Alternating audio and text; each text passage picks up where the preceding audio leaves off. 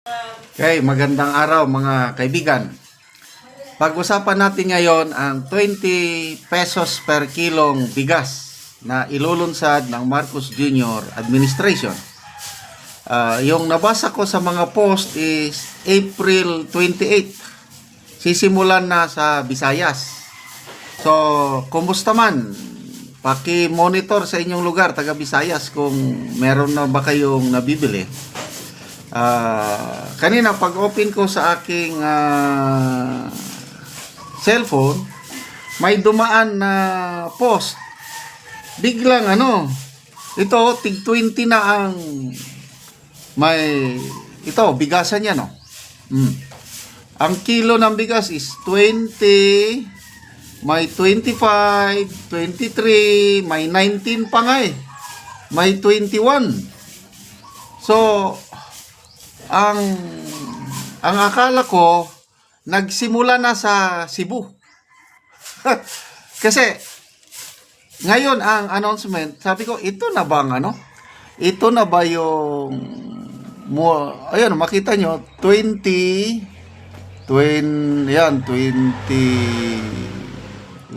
basta ang mura. Sabi ko, totoo ba?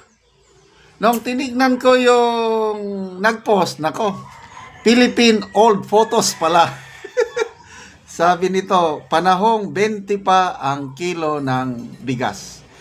Credit to the rightful owner. Kaya, nisip ko, anong year ba itong mga Sa inyong, yung mga kapwa ko senior citizen, anong year? Sino bang presidente noon na, 20 pesos per kilo pa ang bigas? Ito, may nag-comment. John Mangging. 1998 yan. 20 lang ang kilo ng bigas. Okay. So, nandito ang aking panganay na kapatid, si Manang Erlinda. Interviewin ko. Ito, pakita ko lang. Say hi, Manang. Hi, 71 years old. Okay, so, gusto mong permanente ang mukha mo o magtago na lang? Hindi. Okay, Tama sige. na yun. Anong taon, Manang, ang matandaanan mo na, mga 20 pesos ang kilo ng bigas? Yung matandaanan mo lang. Ang matandaan ko na binibili ng nanay natin noon, salop kasi noon. Okay, anong year? Makapagal pa ang presidente. Okay, so 1965 nagpresidente si Marcos Sr. Oh. Kaya ang makapagal mga 1961 hanggang 65. Ang 64. per salop kasi equivalent of 2 kilos and half kilo. Ngayon, Magkano ang salop nun? 5 pesos. Wow! Wala, Makapagal. hindi ko na matandaanan yan. Makapagal, ipanganak ako 1959. So, batang-bata pa ako panahon. So, 5 pesos per salop, ibig sabihin, ang isang kilo noon, mga 2 o less than 2 pesos. Ganon, kamura. O panahon ni Marcos Sr. Doon na nagsimula na tumaas ang presyo ng bigas na salop. Salop pa rin. Magkano ang Marcos usapan. Sr.? Unti-unti naging 7 pesos, ganyan, 10 pesos, pataas ng pataas hanggang sa ngayon naman na tumataas na. Anyway, panahon ng Marcos Sr., may isip na ko noon, hindi man tayo masyadong naghihirap. Diba, nakakakain naman tayo ng matino. Oo, so ngayon, magkano na ang kilo ng bigas ngayon? 50. Magkano ang kilong bigas sa La Union? May 52, may 50, may 48. Oh, yun. Ang presyo ngayon. Yung pinaka-best na rice, 55 per kilo. Okay. So, ano sa tingin mo yung kasi si Manang nasa La Union. Ang plano ng Marcos Jr. na magbenta ng tig 20 pesos per kilong bigas sa Visayas. Ano masasabi nyo? Bakit Visayas lang at hindi isama ang Luzon at Mindanao? Hindi ko na masasagot yun kung ano yung plano nila. Kaya nga, Happy ba kayo? Hindi nyo ba kailangan ng tig 20 pesos per kilong bigas Kailangan, siyempre, Oo. kailangan buong bansa Sana. na makaranas ng murang bigas. Oo. Yung may mga binebenta ngayon na tig 29 per kilo. O hindi ba nakaabot sa La Union tig 29 per kilo? Nakaabot rin yung 29 per kilo. Kasi Nakabili ba kayo o hindi? nakabili kasi for senior at saka tawag nito PWD ang Okay. pwedeng bumili. Nakabili kayo. Anong kalidad?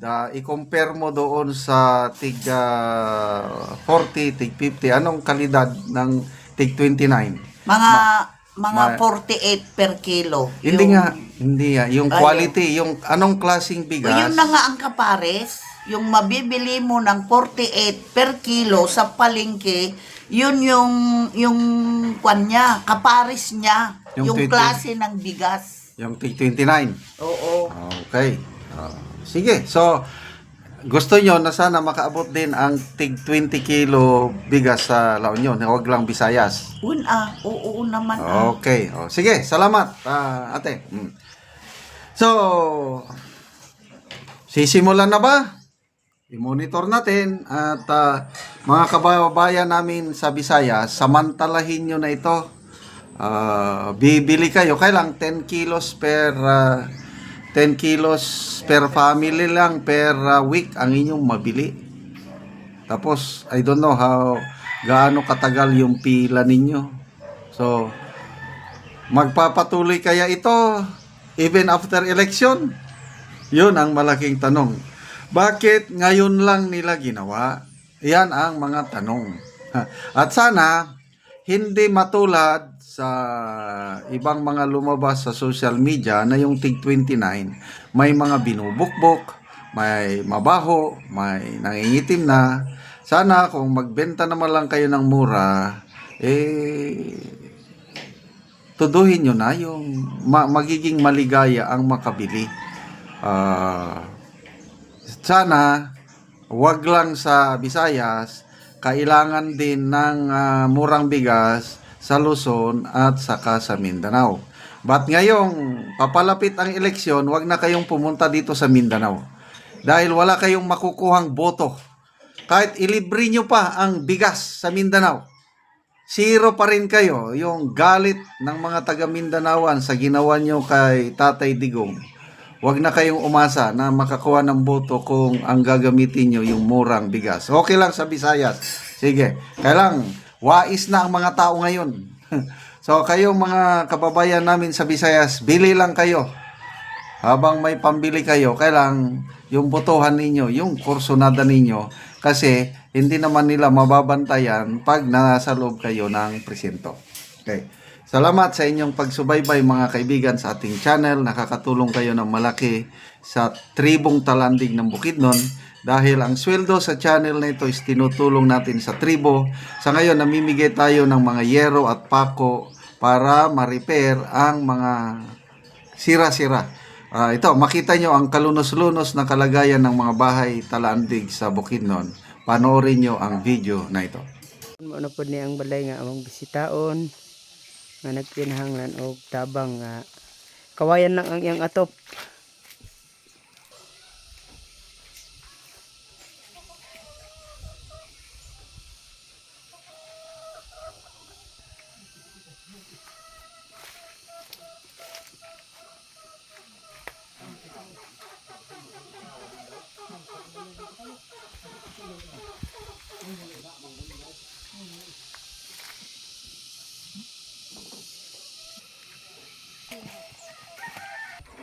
Ayo, nanay. Mayong udto, nay.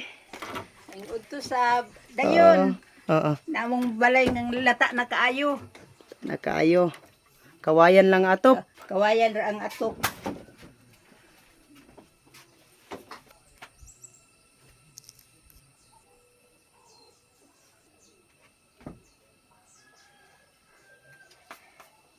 O karon nanay nga kuan.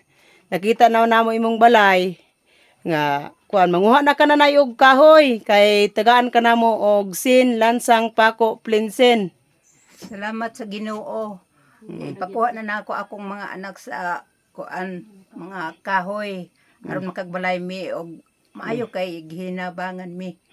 Pila na ni katuig na imong balay? 15 na katuig. 15 na katuig na imong atop kawayan lang. So karon gabok na gyud. Salamat sa Ginoo ug sa nagtabang ini nga nag-sponsor. Oo, salamat kayo nanay. Salamat. Salamat.